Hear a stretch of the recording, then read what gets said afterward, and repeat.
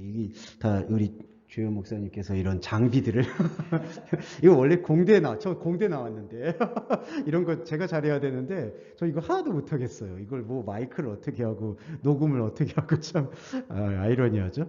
네, 근데 좀 주요 목사님도 이거를 감당해 주셔서 너무 감사드릴 따름입니다. 네. 자, 여기 화면에 보셔도 되고요. 요걸 보셔도 되고, 이제 대비하면서 보시면서 눈으로 쫓으시는 분은 요거 보셔도 되고요. 아니면 이게 잘 안 보이시면은 요거를 보시면서 따라가시면 좋을 것 같습니다. 자, 이제 10장에서부터는 큰 제목이 율법과 그리스도를 얘기하고 있어요. 이거는 로마서에서도 되게 강조했던 부분인데, 지금 이 히브리서에서는 제사와 연관지어서 이거를 조금 더 자세히 풀이를 하고 있다라는 것에 좀 방점을 찍을 수가 있겠고요. 그 의미로서 이제 1절부터 한번 이게 짚어볼게요.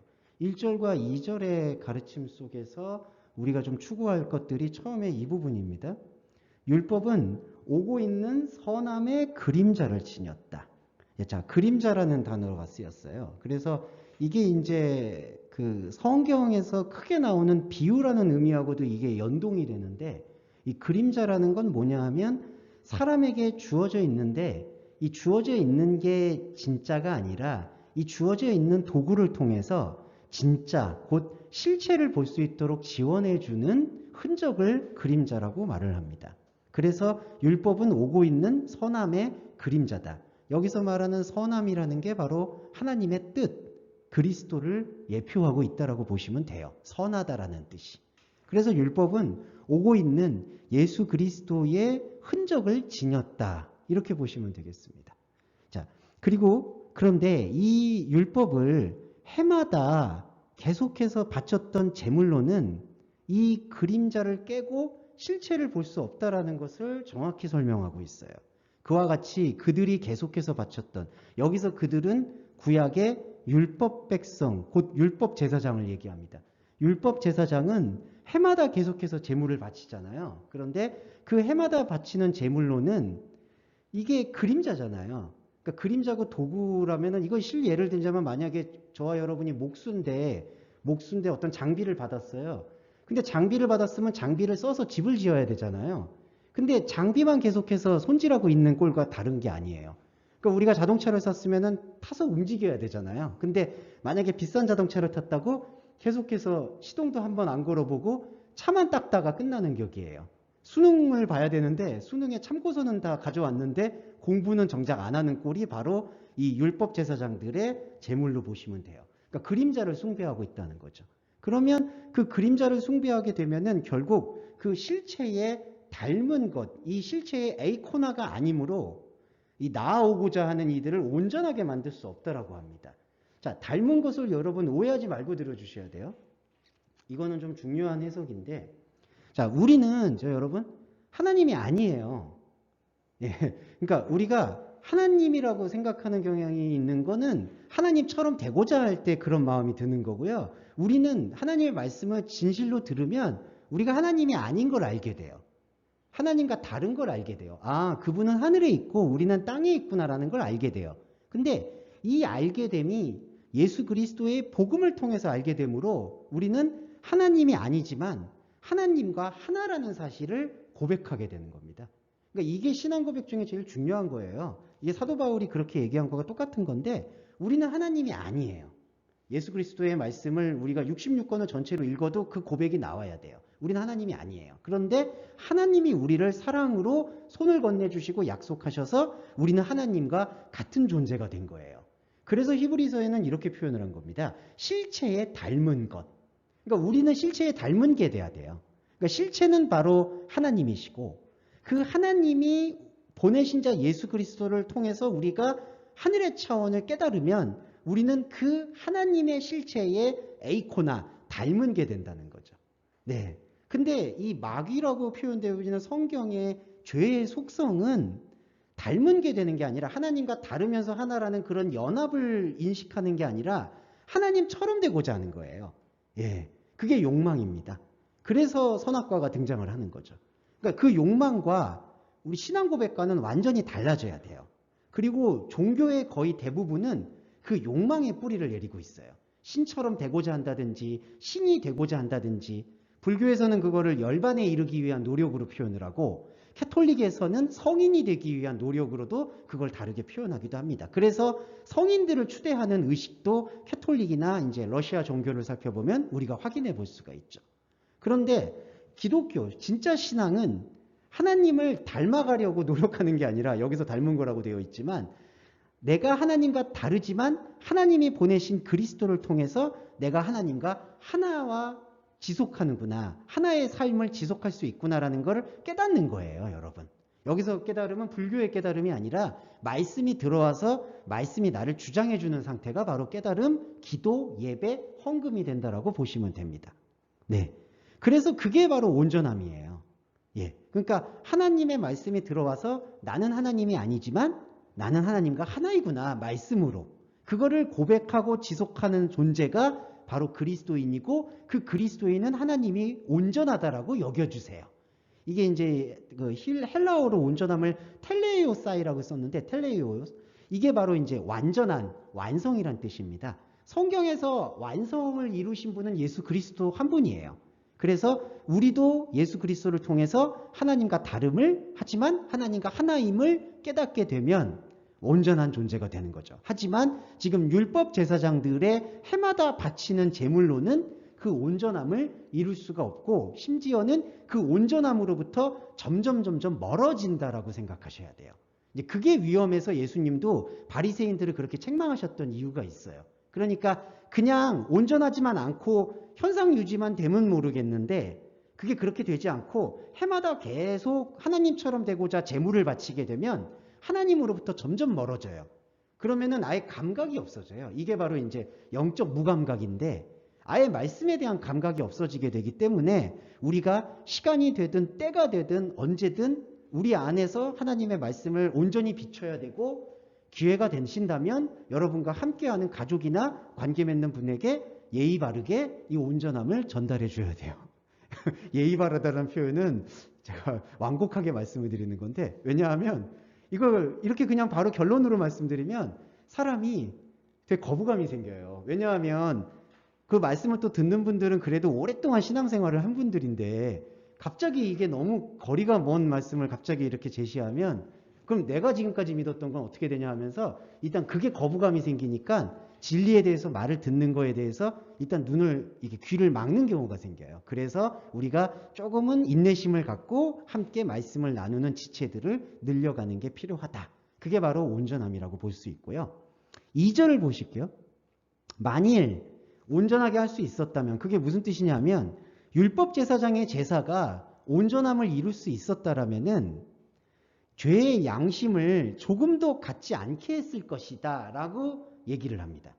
자, 여기서는 좀 잘 들어주시면 감사한 게 만약에 해마다 내가 자범죄라고 여러분 많이 들어보셨죠? 내가 많이 어떤 도덕 윤리적으로 죄를 졌어. 근데 그게 성경에서 말하는 죄였던 것 같아.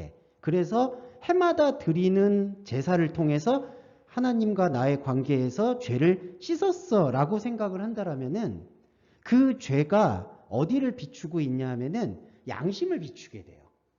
자, 요걸 잘 구분해 주세요. 성경에서 말하는 죄는요, 이게 그냥 이렇게 결론적으로 말씀드리니까 오해하지 말고 들어주세요. 성경에서 말하는 죄는 양심과 관계가 없어요.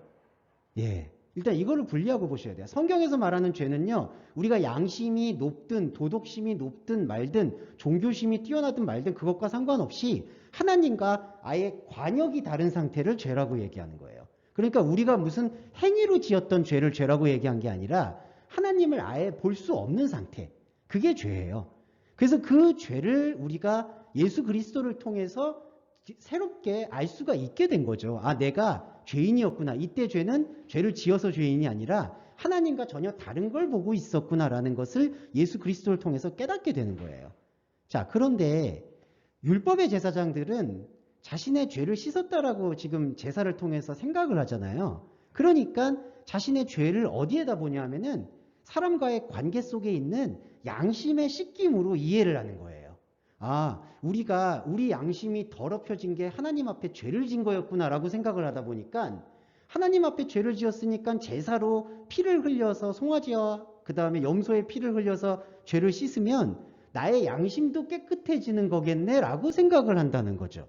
그런데 여러분 사도 바울의 고백을 들어보세요. 내 마음속엔 하나님의 법을 즐거워하는데 내 마음속에 다른 법이 나를 죄의 법으로 사로잡는다고 하고 있어요. 그래서 그 공고한 몸에 대한 고백을 정말 몸부림치면서 고백을 했죠. 왜 그럴까요? 성경이 말하는 죄는 그런 양심의 결과를 비추는 게 아니라는 거예요. 양심은요, 죄로부터 자유로워야 돼요. 이거 이해되시죠? 그러면 죄로부터 자유로운 양심은 뭐냐? 오히려 내가 갖고 있는 자리에서 하나님의 자녀로서 하나님의 말씀을 더 듣고 원만하게 유지하기 위해서 내가 나의 주변 정리를 하기 위해서 다스리는 하나의 도구가 되는 거예요. 양심이라는 것. 사람과의 관계, 경제적인 활동, 그리고 시간의 분배 이런 거에 있어서 예전에 어떤 그 양심이 사람들과의 얽힌 관계 속에서 복잡했다면 이제 하나님의 말씀을 듣는 그리스도인이라면은 이 양심을 좀 심플하게 할 필요가 있겠구나라고 하는 거지 이거를 어떤 자범죄와 연결을 지어서 그거를 성경의 죄와 연결을 지어서 양심을 계속 혹사시키면 안 되는 거예요. 이거는 상당히 중요한 주제입니다. 조금 더 말씀드리면 오늘날 기독교의 교리 중에 성화가 있어요. 성화된 삶. 근데 안타깝게도 이 성화된 삶이라는 게 바로 이 양심을 깨끗게 하는 삶에 많이 집중되어 있다고 봐야 돼요.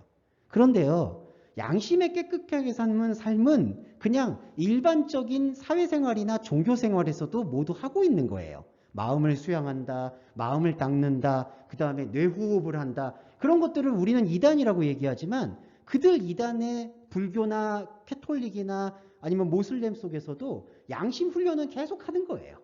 예, 조금씩 다 사회적으로 기준이 다를 뿐이지 그 양심 훈련은 하고 있어요. 근데 그거는 그리스도가 얘기하는 죄를 깨끗게 하거나 죄를 제거하는 힘과는 아무 상관이 없는 거예요. 그래서 여러분 정리를 해보면 성경에서 말하는 죄는 우리가 지었냐 짓지 않았냐를 논하는 게 아니라 우리의 상태를 설명해 주는 거예요. 하나님과 완전히 떨어져 있는 상태. 근데 우리가 복음을 통해서 죄를 깨닫지 못하면요, 하나님과 떨어져 있다는 생각을 아예 못해요. 떨어져 있다라고 생각도 하지 않아요. 그런데 복음을 통해서 내가 하나님과 다른 존재였구나라는 걸 깨닫게 될 때 나의 죄됨을 깨닫는다는 거죠. 그러니까 여러분 여기서 죄가 깨달았다는 것을 긍정적이냐 부정적이라고 말한다면 오히려 긍정적으로 얘기해야 되는 거죠. 그래서 로마서에서 기억하시죠? 죄가 더한 곳에 은혜가 넘쳤다. 그거는 내가 하나님과 떨어져 있는 존재였구나. 내가 지금까지 추구하고 있었던 모든 것은 하나님과는 솔직히 아무 상관이 없는 것이었구나. 그거를 고백하게 되는 존재야말로 온전한 존재라는 거죠. 자, 그래서 죄의 양심을, 그러니까 죄로부터 투사된 결과로서, 자범죄의 결과로서 양심의 씻김을 받는 걸로 우리가 신앙생활을 했다라면은 그거는 일단 말씀의 깊이 속에서 다 녹아내려야 돼요. 아, 우리가 조금 더 삶에서 잘 살아보려고 아니면은 인격적으로 더 수양을 하려고 예수님을 믿는 거 아닙니다. 일단 그거는 정확히 정리를 하고 가셔야 돼요.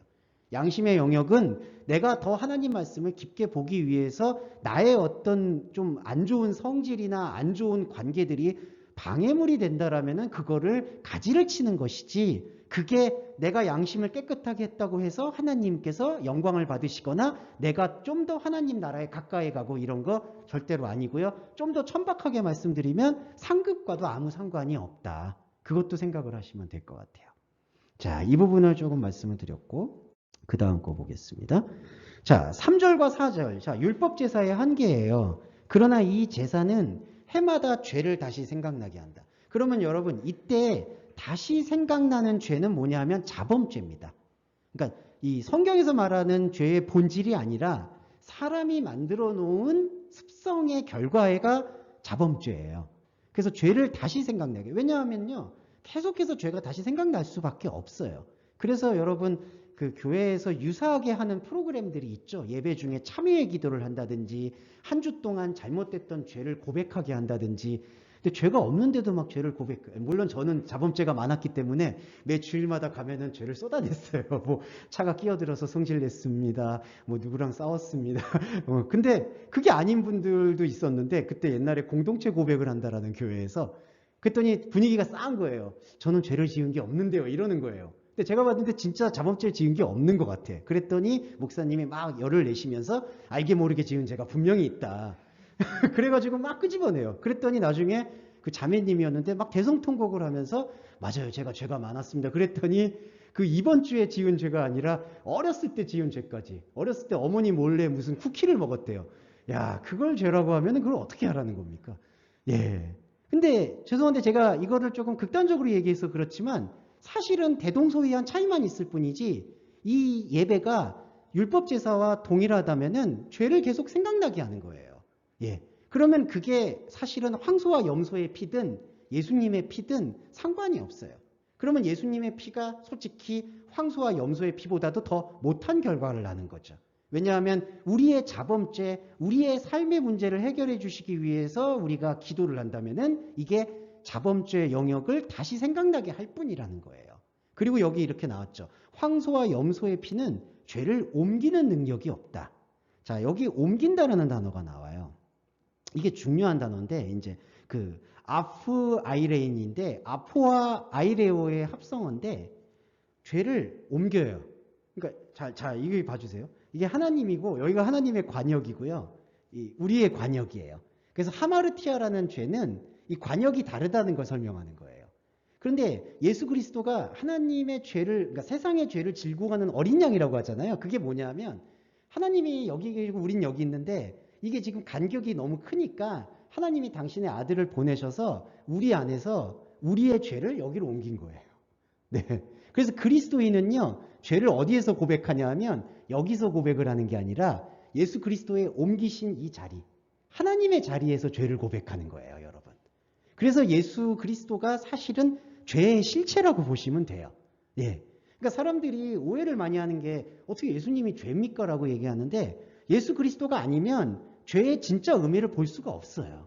아, 내가 진짜 하나님과 다른 존재였구나. 그냥 자기가 감정적으로 나는 죄인입니다 라고 자각하는 것과는 이건 상관이 없는 거고, 말씀을 통해서 예수님이 이 인간의 자리, 깨닫지 못하는 자리에서 말씀을 볼 수 있는 자리, 하나님의 자리로 이렇게 옮겨주신 거예요. 그래서 예수님이 죄의 실체고 죄의 능력이에요. 예. 오늘 이거 민감한 얘기인데 이거 되게 중요한 얘기라서 말씀드리고 싶어요. 예수님이 아니면 우리가 죄를 모르는 거예요. 죄를 만약에 안다고 해도 그냥 우리가 일반적으로 쓰는 어떤 자범죄의 영역들을 죄라고 생각하는 거죠. 그러니까 복음이나 지금 성경의 해석이 여기서 많이 뒤섞여 있는 거예요. 그러니까 사람이 생각하는 그 죄에 대한 생각이 있잖아요. 그래서 이러한 사람이 생각하는 죄를 예수님의 피가 씻어주셨다라고 생각을 하다 보니까 자꾸 뭔가 다른 종교심, 다른 복음과 이게 지금 혼합돼 버리는 거예요. 죄를 옮겼다는 건 사람이 짓고 말고에 상관없이 아예 관역이 달랐는데 그 관역이 다른 것을 보여주셨다. 이렇게 얘기를 하십니다. 자, 구약에는요, 예수님이 실체로 오시지 못했잖아요. 역사적으로. 그러니까 구약에는 어떻게 오셨냐? 그 여호와라고 해서 하나님의 말씀의 흔적들이 이제 구약의 인물들 속에서 나타나요. 그래서 구약의 인물들의 고백을 쭉 아브라함부터 다윗까지 들여다보시면은 이거예요. 한 문장으로 요약이 되는 게, 아, 내 안에 하나님이 없구나라는 고백이에요.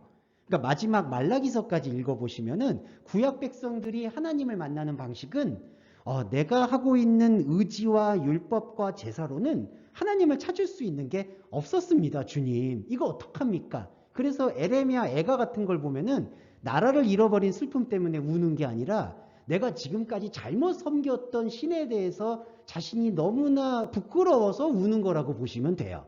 그러니까 예레미야 애가의 의미는 그런 자기 슬픔 때문에 우는 게 아니라 너무 어처구니 없어서 운다라고 생각하시면 될 것 같아요.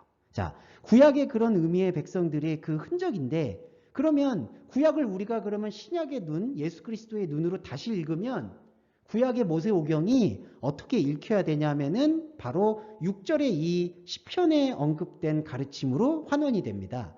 당신은 재물과 헌물을 원하지 않고 나에게 한 몸을 예비하셨습니다. 하나의 몸. 여러분, 이게 구약의 가르침이에요. 자, 하나의 몸이 뭘까요? 바로 이 로마서에서 말하는 거룩한 산 제사예요. 제사라는 표현이 좀 거부감이 있으실 수 있는데, 우리 자신이 예수 그리스도라는 생명의 말씀이 되어지는 게 바로 한 몸이에요. 그러니까 구약 말씀조차도 예수 그리스도의 눈으로 우리가 관통을 하게 되면은 그 안에서 어떤 재물과 헌물과 구약의 어떤 전통이 남아지는 게 아니라 구약의 모든 전통의 의미의 중심에 있는 말씀이 몸이 된 한 몸만이 남는다는 거죠. 자, 그것도 예비예요, 여러분. 이 예비라는 거는 잘 들어주시면 감사한 게 우리 시간에서의 예비만이 아니라 하나님 시간에서의 예비예요. 그러니까 하나님은 에클레고 택하셨다라고 하죠. 우리 안에 한 몸을 예비하셨어요. 근데 인간의 눈과 인간의 안목과 인간의 귀가 이걸 못 들어요. 못 보고. 그래서 예수 그리스도가 그걸 풀어내는 거예요. 그래서 예수 그리스도와 연합이 되면 한 몸이 되는 거예요. 그런데 여러분, 이게 무서운 게 두 번째 문장. 당신은 죄에 관해 불사르는 재물을 선한 것으로 여기지 않았습니다. 자, 죄에 관해 불사르는 재물이라는 게 뭐냐 하면요. 홀로카우토마타라는 단어인데 이 불사르는 재물의 뜻을 제가 요약해서 말씀을 드리면 자신의 인생 전체를 율법 제사로 드리는 것을 뜻해요. 불사른다라는 게 이게 그 자기의 집념과 자기의 욕망을 뜻하거든요. 그러니까 사람이 예수 그리스도를 믿음으로써 새로운 단계로 넘어가야 되는데 그렇게 넘어가지 못할 때는 꺼지지 않는 불이 자신을 지배하고 있듯이 우리도 죄에 관해서 죄의 본질을 깨닫지 못하고 영원히 자기 욕망과 자기 욕구에 불타오르는 재물이 되어버려서 인생을 마감한다는 거죠. 이거는 상당히 무서운 언급이에요. 그러니까 왜냐하면 과거의 구약의 율법 백성들이 계속해서 해마다 이 재물을 드리고 있었다라는 얘기가 되거든요. 그래서 히브리서나 신약의 말씀들이 얼마나 무섭냐 하면은 그렇게 따지면 되게 섬뜩해지는 게 과연 그러면 구약의 백성들 중에서 하나님의 진실을 발견한 백성들이 양적으로 말하면 과연 많았겠느냐? 그렇지 않을 수 있다는 가능성이 너무나 높은 거죠. 유대인이라 할지라도. 그래서 바울도 유대인이 표면적 유대인이 아니라 이면적 유대인이라고 말씀하시는 이유를 우리가 확인해 보실 수 있습니다. 자, 그리고 요 하나님 보소서라는 요 시편의 말씀은 5절, 6절의 말씀에 좀 가름하기 때문에 제가 조금 넘어가서 설명할게요. 자, 8절과 9절 다시 한번 반복이 됩니다. 이것도 시편의 말씀을 반복했고, 그리고 여기서 조금 주목하셔야 되는 건 시편의 말씀에서 부연 설명을 시킨 게 9절의 말씀의 그 문장인데 여기 있죠. 그 마지막 문장입니다. 9절에 그가 처음 것을 제거함은 둘째 것을 세우기 위함이다. 자, 처음을 제거하고 둘째를 세운다라고 했을 때 하나님의 관점으로 우리가 돌아가 봐야 돼요. 하나님의 관점은 둘째가 원래예요. 처음이에요. 예. 그러니까 이 하나님의 관점에서는 본래의 처음이 하나님과 관계 맺고 있는 나예요. 그런데 인간의 이거를 이제 실존이라고 얘기하는데 인간의 모습은 이 처음을 하나님과 본래 있었던 처음을 처음으로 여기지 않고 사람에게 주어져 있는 우상 숭배, 다른 신, 눈에 보이는 보암직하고 먹음직한 것을 처음으로 설정한 거예요. 그래서 우리가 말씀을 듣는 백성들은 그리스도인은 이 모든 개념들을 다시 재구성을 해야 되는 거예요. 성경을 읽는 눈도 그걸 재구성할 필요가 있는 거죠. 그래서 처음 것을 제거했다는 것은 우리의 눈의 비늘과 같은 건데 하나님이 본래 주셨던 처음이 아니라 사람이 만들었던 처음의 바벨탑을 하나하나씩 다 흩어내는 거예요, 이게.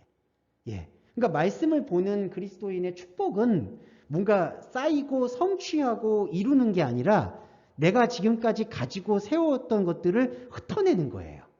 자, 근데 어떤 분은 이렇게 질문을 하세요. 그럼 만약에 이제 진영자매님 같은 경우는 되게 젊잖아요, 지금. 나이가 상대적으로.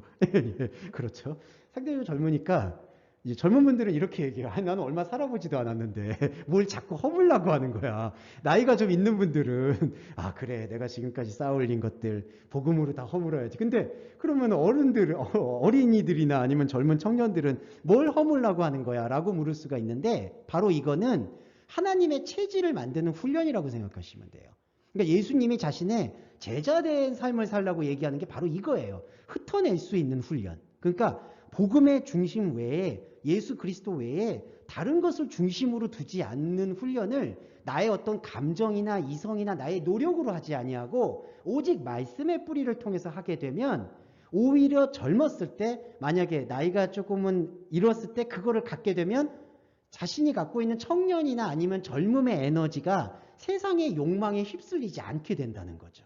그래서 오히려 이 나이는 솔직히 청년한테 이 복음은 더 어울릴 수가 있는 거고, 조금 더 이제 저같이 노년인 사람에게는 말씀을 지금까지 잘못 알아왔던, 왜냐하면 저도 20, 30대에 너무 다른 복음에 심취해 왔었으니까, 막 신비주의에 심취해 오고, 막 어떤 신비적인 하나님의 어떤 뭐 영적인 뭐 입신을 한다든지 뭐 그런 것에 너무 매몰되어 왔었거든요. 근데 그런 것들을 이제는 말씀으로 흩어내는 작업. 그게 바로 처음 것을 제하고 둘째 것을 세우는 복음의 과정이다.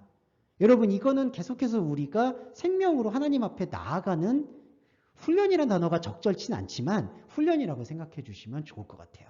다른 어떤 훈련이 아니라.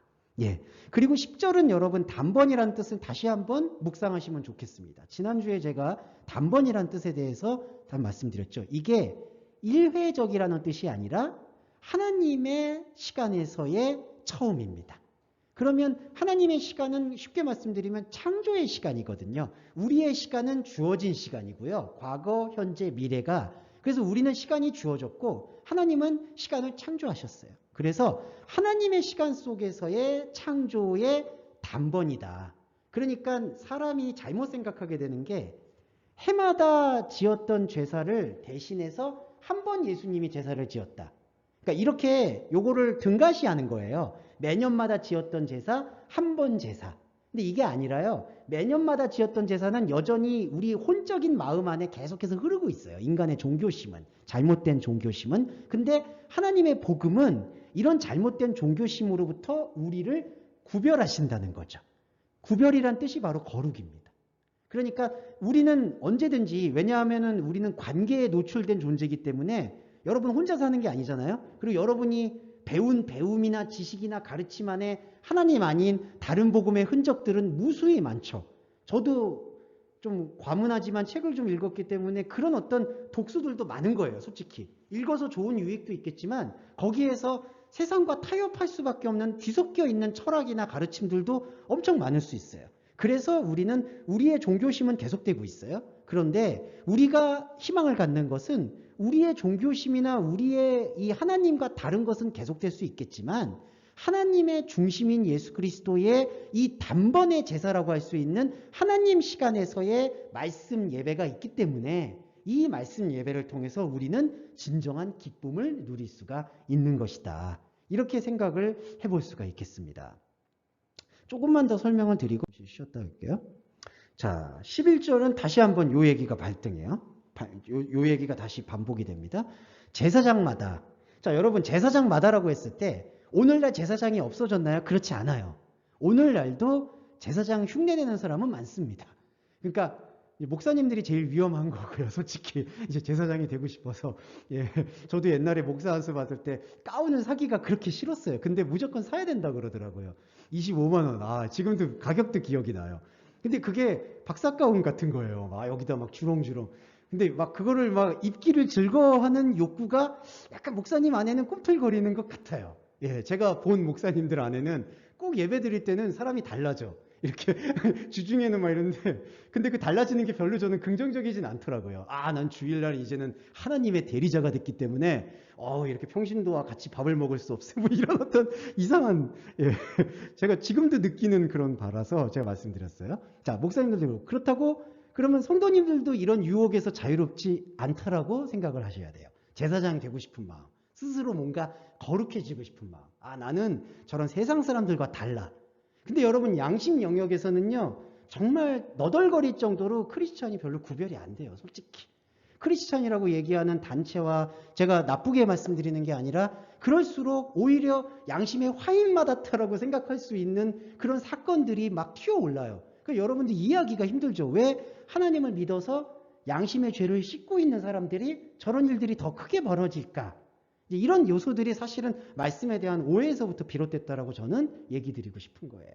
자, 그래서 우리 안에 모두 제사장의 욕구가 오늘날도 날마다 섬기려고 하는 거예요.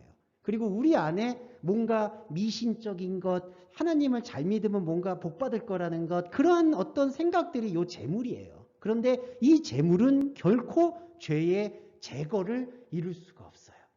여기서 제거라는 뜻은 아까 이 세 가지 단어가 지금 히브리서 10장에 반복이 됐어요. 죄를 옮긴다. 그 다음에 또 하나는 9절에 죄를 제거한다. 그리고 마지막에 11절에 또 죄의 제거가 나와요. 근데 이 단어는 세 개가 다 달라요. 그래서 마지막에 11장의 죄의 제거는 뭐냐면 페리엘린이라는 단어인데 이거는 주변을 지워낸다는 뜻이에요. 할례라는 뜻과 비슷합니다. 자, 죄의 주변이 뭘까요? 자, 사람에게 말씀의 차원으로 돌아와서 볼게요. 말씀에서 성경에서는 죄를 하나님과 방향이 다른 거라고 하셨어요. 그런데 사람이 생각하는 죄의 생각은 양심하고 뒤섞였기 때문에 여전히 여기서 토성을 쌓고 있어요. 그러니까 하나님의 차원으로 이렇게 옮기시려고 하는 예수 그리스도의 복음의 의지와 반대되게 내 마음속에는 그래도 죄는 내가 양심으로 씻어낼 거야 라는 이 토성이 쌓여 있어요. 근데 복음은 이 죄를 제거할 수 있어요. 그러니까 이 죄의 주변을 둘러싸고 있는 토성을 허물어뜨릴 수 있어요. 기름진 까닭에 멍에를 부러뜨릴 수가 있어요. 그런데 이 날마다 바치는 제물은 이걸 이른바 기복신앙이라고 할 수 있는데 이 기복신앙으로는 죄의 제거를 이룰 수가 없어요. 오히려 더 이 머리 위에 숯불을 놓는 것처럼 더 죄를 쌓아가는 겁니다. 그러니까 이게 마치 도박과 같은 건데요. 계속해서 자기 안에서 죄의 제거가 일어나지 않으니까 더 강하게 양심을 채근하면서 더 하나님과는 상관이 없는 율법의 신앙을 고조시키는 교회가 오히려 각광받는 지금 현대 시대가 되어버린 거예요. 그러니까 더 자범죄를 강조하고 더 인간의 악함을 강조하고 거기다가 이제 종말까지 더딥히면 이제 더할 나위 없죠. 말세, 종말, 죄 이런 단어들을 남발하면서 이제 계속해서 날마다 제물을 바치게 해요. 그러니까 여러분 오해하지 마셔야 되는 게 기복신앙이라는 게요. 두 가지 차원이 있는 게 세속적으로 이렇게 잘되기 원하는 기복신앙만이 기복신앙이 아니에요.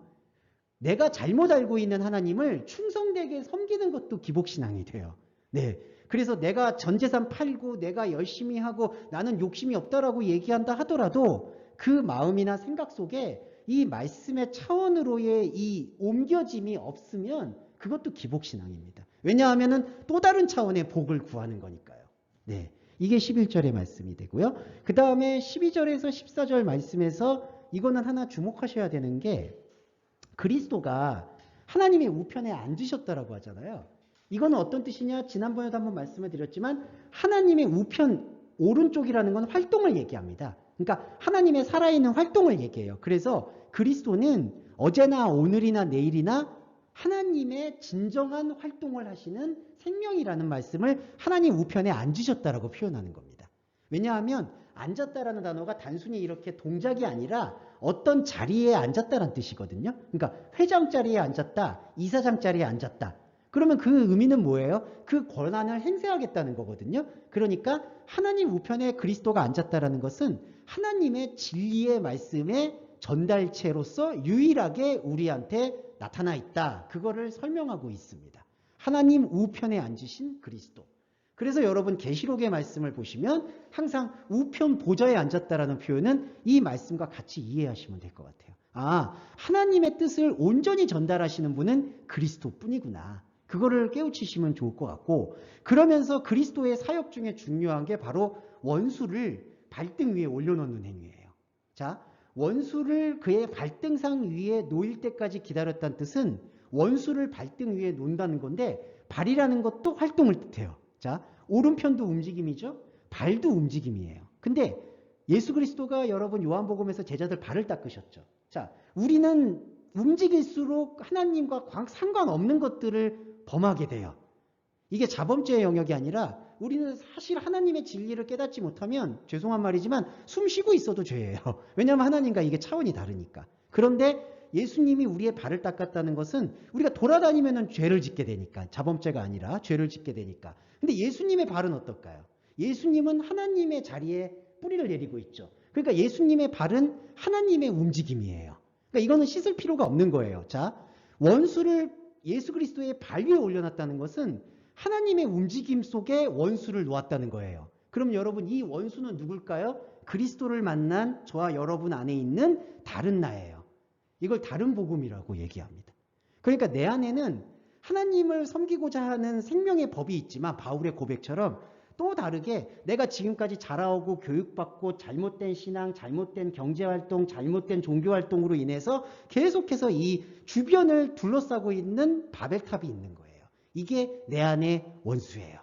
여러분, 이 원수를 가지고 내 안의 원수를 허무는 복음 활동이 없이 다른 사람에게 전도를 한다는 건 어불성설입니다. 그래서 전도라는 건 이게 동시에 일어나야 돼요. 내 안에 나의 원수를 들여다보고 그게 자연스럽게 말씀을 나눌 계기가 되면 이 복음이 어떤 상대적인 원수만 얘기하는 게 아니더라. 내 안에 있는 하나님과는 다른 나들을 얘기하는 거더라. 이런 걸 전달할 수 있는 걸로 동시에 일어나야 되는 거죠. 그래야지 내 안에 있는 원수가 그리스도의 말씀으로 인해서 녹아들고 그리고 다른 이들에게도 그러한 생명의 영향력을 이렇게 끼칠 수가 있다. 그렇게 조금 해석해 보실 수 있을 것 같아요.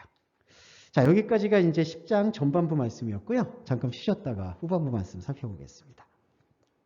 네, 이제 두 번째 시간입니다. 자, 이제 조금 더 이제 집중을 좀만 더 해주시면 감사할 것 같아요. 자, 15절에서 16절에서부터 이제 또 두 번째, 그러니까 10장의 크게 두 번째 문단이 시작이 되는 건데요. 15절, 16절에서 우리가 좀 주목하셔야 될 게 요 단어예요. 그 프로에일레케나인데 우리에게 미리 말씀하시는 성령이 증거하고 있다. 여기 프로라는 전치사가 붙은 합성어입니다. 근데 약간 복잡한 얘기인데 이게요. 그 바티칸 사본 쪽에서는 이 프로에이레케나이가 쓰이지 않았어요. 이게 무슨 말이냐면은 바티칸 사본은 이제 후일 그 카톨릭의 성경이 되는 사본을 얘기합니다. 근데 이제 알렉산드리아 사본이나 베자 사본이라고 하는 그 기독교적인 그 제가 느낄 때는 기독교적인 가르침이 온전히 보존되어 있는 사본 쪽에서는 요 프로에일레케나이가 분명히 쓰였어요. 그게 왜 차이가 좀 있냐 하면은 자, 여기선 성령의 활동의 그 특성을 얘기하는데 미리 말씀을 하세요. 자, 이게 바로 예언입니다. 예언, 프로페테스인데 근데 우리가 이해할 때 우리라고 얘기해서 죄송하지만 사람이 단순히 얘기할 때 예언이라는 게 그 미래 일을 조금 얘기하는 걸로 느끼시잖아요. 그러니까 앞일을 맞춘다거나 앞일을 얘기하는 걸 예언이라고 얘기하는데 성경에서 말하는 프로페테스라는 예언은 하나님의 것을 이야기한다라는 게 훨씬 더 강해요. 왜냐하면 이 앞서 있다라는 뜻이 우리 시간에서의 앞서 있음을 강조하는 게 아니라 우리 시간을 창조하신 하나님 입장을 대변한다라고 생각하시면 이게 예언의 은사 중에 은사라고 할 수 있죠. 그래서 고린도전서가요 바울이 특별히 예언을 하도록 해라 이렇게 얘기하잖아요. 근데 그 예언이 어떤 현상적인 은사로서의 예언을 강조한 게 아니라 하나님의 뜻에 대한 바른 것을 선포하도록 해라. 지금 그게 바로 미리 말씀하시는 성령의 활동이라는 거죠. 그래서 우리가 사실 이런 말씀을 듣게 되면 상당히 위로를 받는 게요. 저도 위로를 받는 게 내가 다른 어떤 좌표나 다른 복음으로 넘어가지 않을 수 있겠구나라는 희망을 발견해요. 왜냐하면 이런 말씀에 대해서 내 안에서 인지가 생기고 여러분 안에서도 미리 말씀하시는 하나님의 차원에서 말씀하시는 성령이 나와 함께 계시는구나라는 생각을 하면은 내 안에는 예수 그리스도 외에 다른 것이 남지 않겠구나라는 그 생명의 희망이 우리 안에 남게 된다라고 저는 확신해요. 그러면 여러분 아까 일상생활에 대해서 기복신앙이라고 말씀을 드렸는데 일상생활에 대해서 사람이 되게 관대해지고 심플해집니다. 확실히. 그건 저도 되게 조급하고 되게 뭔가 세속적인 욕망이 강한 사람인데 그게 예전에는 기도했는데 그런 게 안 끊겨요. 그러니까 주님 세상을 바라보지 않게 해주세요. 근데 그게 안 끊겨요. 그럴수록 저는 더 끌리는 것 같아요. 세상에서 이름을 내고 싶고 뭔가를 하고 싶고. 근데 오히려 그런 어떤 입술의 기도가 잠시 머물고 잠시 그치고 말씀의 기도가 들어오게 되니까 자연스럽게 세상을 보는 안목이 뭐 그냥 여기서 내가 이렇게 할 수도 있고 저런 일을 할 수도 있고 그리고 내가 또 다른 사람을 바라볼 때 저 사람이 옛날에는 되게 동경하던 유명한 사람인데 그냥 더 이상 저 사람도 그냥 힘들겠구나. 그리고 오히려 옛날에는 되게 거들떠보지 않았던 사람인데 저 사람 안에도 하나님의 생명이 저렇게 살아있구나. 이 관점이 변하는 것 같아요. 그거는 제가 조금은 확실하게 말씀드릴 수 있을 것 같아요. 그래서 진정한 기도를 드리게 되고 미리 말씀하시는 성령에게 주목하게 되면 우리의 삶도 사실은 힘든 것들이 많이 줄어든다고 봅니다. 왜냐하면 힘든 이유 중에 대부분은 경쟁, 비교, 나를 나로 보지 못하게 만드는 사람들의 시선에 대한 의식 이런 것들이 너무 깊게 작용하기 때문에 복음에 뿌리 내리는 미리 말씀하시는 성령의 증거에 좀 집중해야 된다. 그거를 조금 여기서 강조한 것 같아요. 자, 그리고 18절은 되게 혁명적인 단어예요. 이 문장은. 왜 혁명적이냐고 말씀드리냐 하면은, 자, 이때 당시 신약 성경의 초기에 지금 쓰여지고 있잖아요. 히브리서도 AD 80에서 90년경에 지금 쓰여졌다라고 추정이 되는데, 이때는 성경이 이렇게 뭐랄까 지금처럼 우리처럼 완성돼서, 그러니까 편집이 완전히 66권으로 결정이 돼서 오진 않았던 시기예요. 그러니까 성경이 하나의 성경의 말씀으로 이렇게 가고 있는 시기였죠. 그때 시기 때 초기에 유대교 그리스도인들은 이 예물, 제물에 대한 여전히 중요성을 많이 강조했었어요. 그러니까 대표적인 예가 베드로인데, 베드로는 여전히 주일마다나 아니면 일요일마다 예배를 하면서 그 피에 대한 제사를 계속해서 다시 복원해야 되는 게 아닌가, 그 고민에 사로잡혔던 흔적을 많이 발견할 수 있어요. 왜냐하면 유대교인 그리스도인들은 그래도 우리가 그리스도를 믿어도 제사를 해야 되는 거 아닙니까?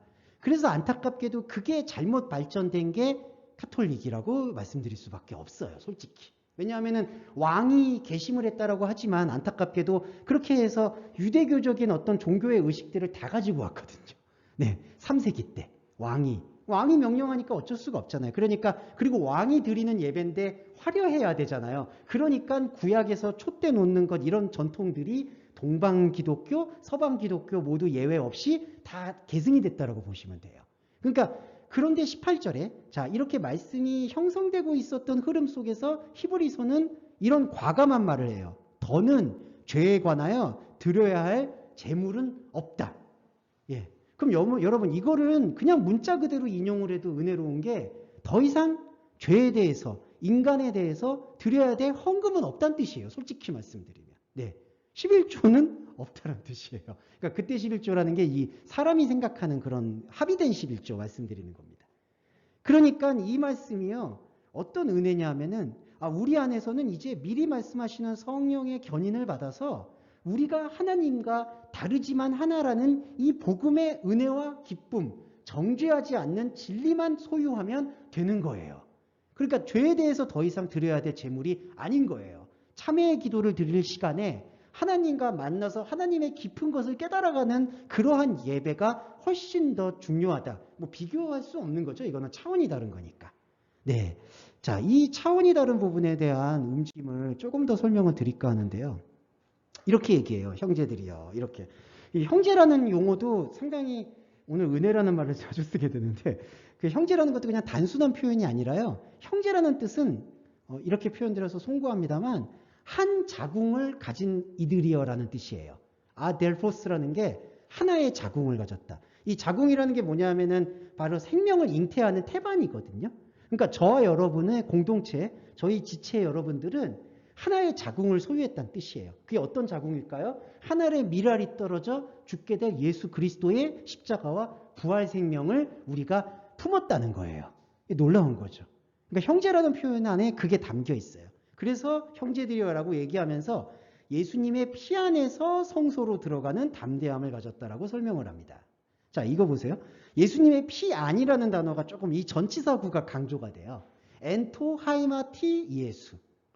어떤 신학자들이나 문법학자들은 이 인용법을 잘 활용을 안 해요. 중요시하게 여기지 않습니다. 인용법이 뭐냐 하면 어디 안에라는 뜻이에요. 어디 안에. 근데 헬라어에서는 사실 이 용법을 되게 중요시하게 여겨요. 이게 뭐냐 하면은 어떤 상태와 어떤 움직임에 대한 강조거든요. 피 안에 있다는 게 무슨 뜻이냐 하면은 예수님이 십자가에서 흘린 피 여기에 있다는 얘기가 아니라 예수님의 생명 안에 있다는 얘기예요. 예수님의 피 안에. 그리고 예수님의 피 안에 있는 자체가 성소라는 거예요. 그러니까 저와 여러분이 성전이에요. 이게 계시록에서 말하는 둘째 장막의 성전이에요. 이해되시죠? 예수님의 피는 생명이고요. 피 안에 있다는 건 생명 안에 있다는 얘기예요. 생명 안에 있으면 우리 자체가 성소예요. 그 우리 자신의 성전됨을 깨닫는 게 바로 파렐레시안 담대함입니다. 이게 왜 담대함일까요? 왜냐하면 여러분이 만약에 여러분 안에서 성전됨을 선포하게 되면 여러분 안에 죄송한 말씀이지만 원수들, 여러분 안에 다른 나들이 계속 유혹을 해요. 야, 네가 어떻게 성전이야? 너 어떻게 도덕적으로 그렇게 깨끗하지도 않고 너 과거를 들여다봐. 여러분 안에 수많은 그러한 어떤 자범죄나 아니면은 인간의 종교적인 그 책망이 막 들고 일어나요.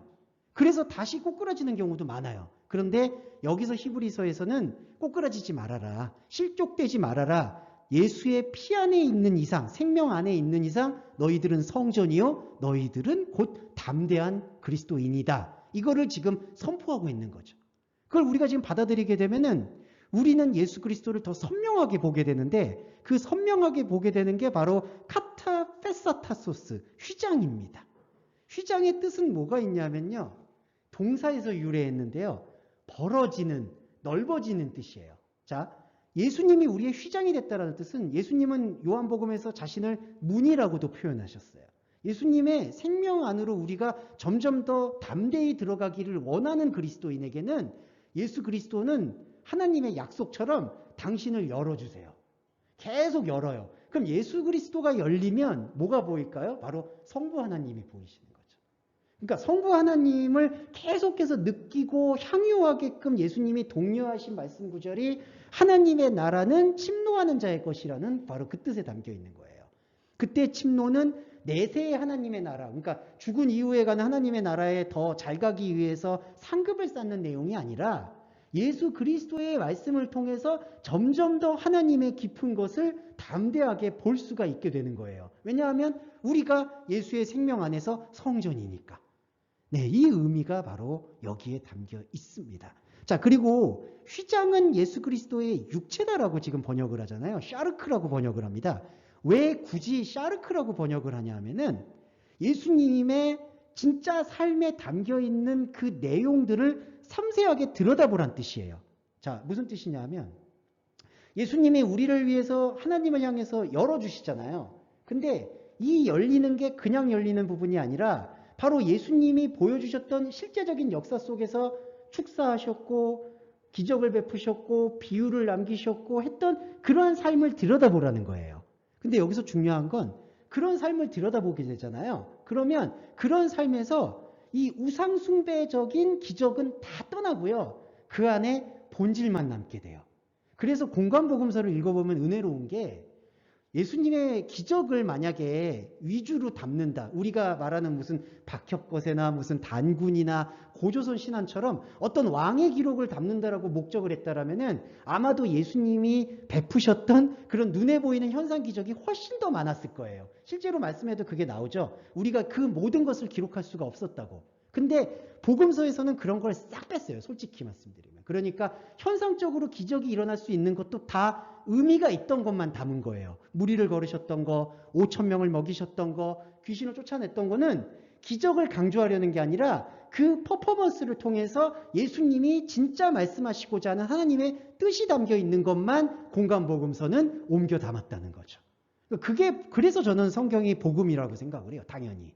예, 그렇지 않으면 만약에 예수님의 어떤 기적에 대한 건 막 찬양하기 위해서만 담았다라면은 저는 그거는 오늘날까지 이어질 수도 없고 우리 귀와 눈에 들리지도 않았을 거라고 생각해요. 실제로 여러분 외경을 비교해서 보시면 그래요. 마리아 복음서, 무슨 에녹서, 이 외경을 보시면 외경의 특징이 제가 방금 전에 말씀드렸던 특징으로 가득 차 있어요. 예수님이 뭔가 신비로운 존재고 대단한 존재고 영험한 존재고 아니면은 불교의 석가모니처럼 깨달음을 주는 존재고 그래서 여러분 도마복음 같은 거는 외경인데 불교 분들이나 종교학자들이 잘 읽잖아요. 그 여러분 방송에 자주 나오는 그 머리 이렇게 다 벗겨지신 그 김용옥이라는 분도 도마복음 그렇게 좋아하잖아요. 그게 깨달음을 주기 때문에 그래요. 그러니까 불교적인 깨달음.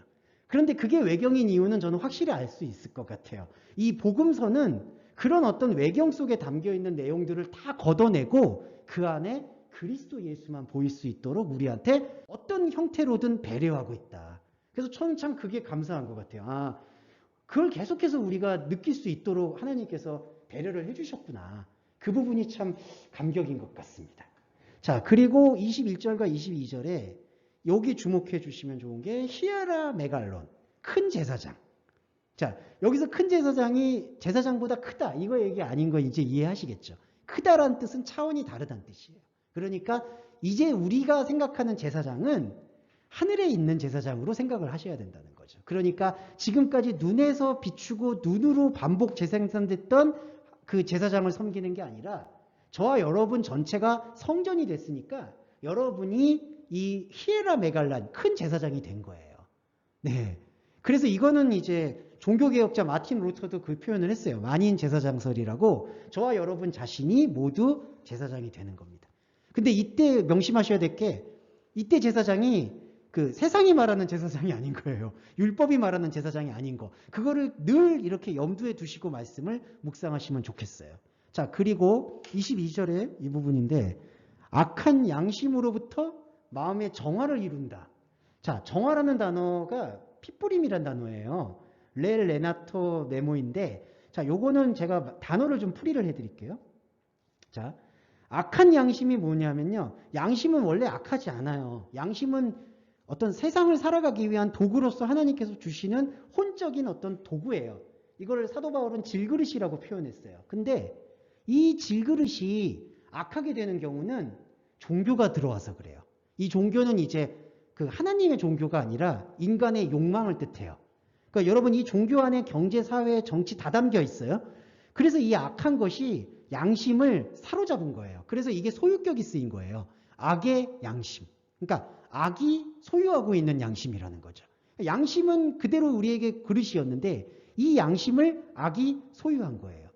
그래서 이 악이, 그러니까 이 양심이 자유함을 입으려면은 우리 안에서 마음의 정화가 일어나야 돼요. 그게 뭐냐? 마음의 정화를 이룬다는 게 마치 정수기 예를 들어보면 삼투압을 통해서 이 물이, 오염물이 완전히 걸러지는 작업인데 이 마음은요, 이때 마음은, 자, 양심은 우리에게 있고 이 마음은 에베소서나 어디서 말한 것처럼 그리스도 예수의 마음이에요. 그리스도 예수의 마음이 우리 안에, 우리의 양심 안으로 들어오게 되면 우리의 양심 안에서 영적인 소용돌이를 칩니다. 영적인 소용돌이, 여러분. 그러니까 마치 믹서기처럼 우리 마음속에 있었던 모든 찌끄러기들이 그 악으로 인해서, 종교적 욕망으로 인해서 혼합되어 있던 시끄러기들이 완전히 핏부림, 곧 정화되는 거예요. 이거 기쁨이죠. 그러니까 예수 그리스도의 마음을 품으라는 게 예수 그리스도의 마음과 정신을 품게 되면 우리의 양심이 본래 자리로 돌아온다는 거예요. 그리스도인이 바로 그걸 해야 돼요. 그러니까 그리스도인은 양심을 계속 이 잘못된 종교나 잘못된 신앙에게 헌납하지 말고 양심을 본래 하나님의 자리로 되돌려 와야 돼요. 그리고 여러분 한 가지 명심하셔야 되는 건 그 양심이 하나님이 기뻐 여기시는 건 절대로 아니에요. 그러니까 내가 양심을 찾았다고 해서 하나님 내 양심 받아주세요가 아니에요. 이 양심을 통해서 이제 우리는 또 하나님의 말씀의 깊은 것을 또 원활하게 들여다보기 위해서 나아가는 거예요. 여러분 이러한 과정을 총괄적으로 영적 전쟁이라고 얘기하는 거예요. 네. 그리고 여러분 23절에 소망의 고백이라고 하죠. 고백이라는 단어, 이 단어 설명 개명도 좀 말씀드리고 이제 마무리를 할 텐데 소망의 고백이 뭘까요? 고백이란 단어는 말씀과 같은 것을 얘기한다라는 뜻입니다. 호모로고스. 호모이 플러스 로고스 합성어예요. 그러니까 말씀과 같은 걸 얘기하는 게 고백입니다. 그러니까 여러분 우리가 우리 다짐을 하나님한테 얘기하는 건 고백이 아니고요. 고백이라는 건 지금 저와 여러분이 이 흔들리지 않는 말씀의 뿌리를 발견하고 느끼고 공유하잖아요. 지금 이 11시부터 12시 10분까지 인간의 시간은 흘러갔지만 하나님의 단번의 시간은 살아남은 거라는 거죠. 이게 고백이에요, 여러분. 이게 고백이라고 보시면 되겠습니다. 그래서 이 고백을 굳게 잡자라는 건 이 고백을 계속 지속하자. 이 예배를 지속하자. 바로 이 뜻이고요. 그 다음에 24절과 25절에서 이거는 우리가 조금은 중심적으로 봐야 될 것 중에 하나가 사랑의 자극이에요. 예. 사랑의 자극은 뭐냐면요. 우리가 사랑이라는 표현을 들으면 되게 낭만적이지만 안타깝게도 복음을 듣게 되면 솔직히 좀 피곤하시죠. 예, 이 말씀 드리면 좀 그렇지만 복음을 듣는 게 왜 피곤하냐면은 내가 가지고 있던 솔직한 기존의 생각들과 충돌을 일으킬 수밖에 없기 때문이에요. 그래서 사랑의 자극이라고 여기서 표현을 한 거예요. 이 자극은 스파크예요, 결국. 계속 충돌을 하는 거예요. 안타깝게. 근데 이게 안타깝다고 생각하지 마시고요. 사실 구약에서 말하는 파라, 창조는 파괴하고 새로 짓는 거라는 뜻이 있어요. 그게 거듭난다는 뜻하고도 연결이 되거든요. 그래서 우리가 가지고 있는 생각들을 계속해서 하나님의 말씀의 진리 앞에 내어놓아서 계속해서 스파크를 일으키는 상태. 그것도 기꺼이 여러분들이 용인하실 필요가 있다. 그거 조금 설명드리고 싶었고요. 마지막으로 이 부분은 조금은 한 5분 정도 설명을 드려야 될 것 같아요. 끝까지 한번 좀 경청해 주셨으면 좋겠는데, 요거는 한글 번역하고 좀 비교해서 말씀을 드릴게요. 요건 좀 잘 들어주세요. 이게 신학적으로도 논쟁이 많이 되는 구절이에요. 우리가 진리를 아는 지식을 받은 후 짐짓 죄를 범한 즉 다시 속죄하는 제사가 없고 오직 무서운 마음으로 심판을 기다리는 것과 대적하는 자를 소멸하는 맹렬한 불만이 있다. 자, 그래서 이거를 어떻게 들으시게 되면은 진리를 알았는데도 죄를 짓게 되면 이제 다시 할 수 있는 게 없다. 이런 뜻으로 많이 알게 되거든요. 그러니까 이거를 성령 회방죄하고 많이 연결해가지고 진리를 받았는데도 그 다음에 죄를 짓는다. 근데 솔직히 그거는 말이 안 돼요. 무슨 뜻이냐면은 자, 진리의 온전한 지식을 받았다라고 하죠. 자, 저와 여러분이 에피그노시스, 이게 이제 온전한 지식이에요. 그러니까 지식, 그노시스는 사람의 생각일 수 있는데 여기에 에피가 붙으면요, 이게 하나님의 온전한 지식이 돼요. 그러니까 이거는 여러분의 지식이 아니라는 거죠. 여러분의 깨달음이 아니고 여러분 안에서 말씀으로 들어오신 예수 그리스도의 지식이에요. 그러니까 저와 여러분에게 솔직히 저도 이렇게 전달을 드리고 나눌 수 있지만 저의 지식이 하나도 없는 거예요. 하나도 없어야 돼요. 당연히. 그게 온전한 지식이에요. 그러면 저와 여러분이 이 온전한 지식을 받고 생명의 길을 걸어가잖아요. 그러면은 그게 타락을 다시 하거나 되돌아가거나 그런 게 없다는 거예요. 솔직히 없습니다. 그럴 수 없어요. 그런데 여기 보세요. 진리의 온전한 지식을 받은 뒤에도 라고 돼 있어요. 이거를 우리가 이제 헬라어를 이해할 때 이 기법인데요. 이게 이제 메타투 라벤인데 이게 무슨 뜻이냐면은 뒤에도라는 게 받았는데 그 다음에 이 뜻이 아니라 받지 않은 상태를 뜻하는 거예요, 여러분. 이해되시죠? 그러니까 온전한 지식을 받은 뒤, 온전한 지식을 받은 게 지금 있어요. 이렇게 있는데 이게 아닌 뒤. 그러니까 이 온전한 지식을 제대로 보지 못하고 그냥 흘러 들어가는 인간의 물줄기처럼 계속 이렇게 흘러가고 있는 상태. 이게 만약에 계곡물이 있죠? 계곡물이 있는데 여기 진리의 돌이 있어요. 반석이 있는데 여기를 그냥 보지 못하고 지나가는 게 바로 온전한 지식을 받은 뒤라는 거예요. 이게 바로 메타의 기법이라고, 그게 이제 헬라어 문법의 기법이에요. 그러니까 이걸 이해를 하면은 이렇게 시간적으로 이해를 안 하게 되는 거죠. 아, 지식을 받은 다음에도 타락한다. 이게 아니라 온전한 지식을 온전한 지식으로 솔직히 보지 않는 상태. 그러니까 이거죠. 그러니까 만약에 하나님의 진리의 말씀이 우리 안에서 사실 종일 구원의 손을 펼치고 계시잖아요. 그런데 그런 진리의 손을 펼치고 있는 것에 대해서 관심도 없고 귀담아 듣지도 않고, 그리고 인간의 시간은 또 얼마나 빨라요. 그러니까 시간적인 게 뭐 빠르다라는 게 얼마나 관심 쓸 게 많아요. 맨날 걱정해야 되죠. 뭐 먹고 살아야 되죠. 해야 되죠. 그러니까 진리의 복음에 대해서 전혀 관심을 갖지 못하고 급류처럼 그냥 쓸려 내려가는 거예요. 막 뒤에서 사람들이 막 빨리 가세요 밀고. 그러니까 진리 말씀을 볼 수 있는 시간이 없게 되는 게 지금의 움직임이에요. 그러면 여러분, 이게 온전한 지식인데 온전한 지식을 그대로 받지 못하는 사람들에게는 뭐가 나오냐면은 자의로 죄를 범하는 게 나와요. 이 자의가 뭐냐면은 그냥 자신이 갖고 있는 소관대로, 자신의 소견대로. 그러니까 이거는 하나님의 뜻이 아니라 자기가 생각하고 있는 뜻대로. 거기 안에는 자기가 생각하는 하나님도 포함이 되는 거죠. 그냥 내가 생각하는 뜻대로 죄를 범해요. 근데 여러분, 이때 죄는요, 하나님과 상관없는 죄예요. 네. 자, 이건 영역으로 이렇게 구분드릴게요. 온전한 지식이 있어야지 죄를 깨닫잖아요. 그러니까 우리가 죄를 고백한다고 그래도요, 온전한 지식이 있어야지 고백하는 게 죄가 의미가 있는 거지, 그렇지 않고 나는 죄인입니다 막 이런다고 그거는 아무 하나님이 받을 수가 없는 거예요. 그렇잖아요? 그러니까 온전한 지식이 있을 때에만 죄가 죄다운 건데 그 온전한 지식이 지금 그냥 흘러 들어갔잖아요. 흘러 지나쳐버린 상태에서 죄를 범하는 건 그냥 우리가 생각하는 죄라는 거죠. 그러니까 하나님은 상관이 없는, 그냥 우리가 죄 졌어, 내가 죄 안 졌어, 그 논쟁일 뿐이라는 거예요. 그러면 여기서 담대하게 얘기하고 있어요. 더는 죄에 관한 재물은 있지 않다. 왜냐하면 예수 그리스도가 우리의 재물 되심은 뭘까요? 우리 예수 그리스도는 우리가 전혀 몰랐던, 우리 차원에서는 알 수도 없었고 만질 수도 없었던 죄의 새로운 차원을 알려주신 거예요. 그게 죄에 대한 단번 제사라는 거죠. 그런데 지금 여기 보세요. 자의로 죄를 범한다. 그러니까 사람의 생각과 사람의 소견대로 하나님 만들고 종교 만들고 경제 만들고 신앙 만들어서 그냥 자신이 스스로 죄를 범하고 아니면 죄가 아닙니다. 이게 정의입니다. 불입니다. 이렇게 규정하는 사람들에게는 더 이상 죄에 대한 재물, 예수 그리스도의 생명은 상관이 없다는 거예요.